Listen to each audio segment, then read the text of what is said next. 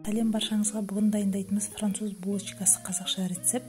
150 грамм сүтке секер, дрожжи, ұнымызды салып, жақсылап араластырып, бетін жылы жауып қоямыз.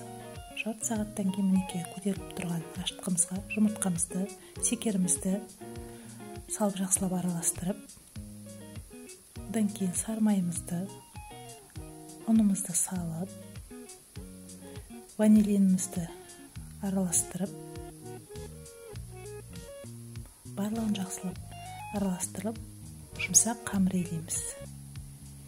Тағы да жарты сағатқа бетін жауып қойып қоямыз. Енді заварной кремімізді дайындаймыз. 1 жұмыртқа, 100 грамм секерімізді жақсылап араластырып, 300 грамм сүтімізді құйып, ванилинімізді, 1 қасық ұнымызды, 1 қасық крахмалымызды салып, бұны отқа қоямыз. Мінекей заварной креміміз дайын. Нанымызды өте жақсы көтеріліп тұр.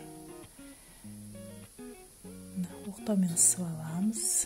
Заварной кремімізді жаямыз. Енді үстін изюмімізді саламыз. Мүйізімізді салып, енді мінекей жақсылап тұрып ораймыз.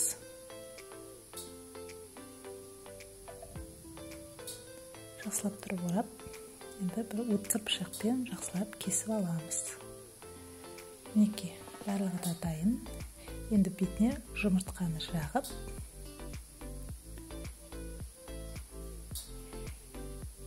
градустағы духовкаға салып, мінекей өте керемет дайын болған булочкамыз.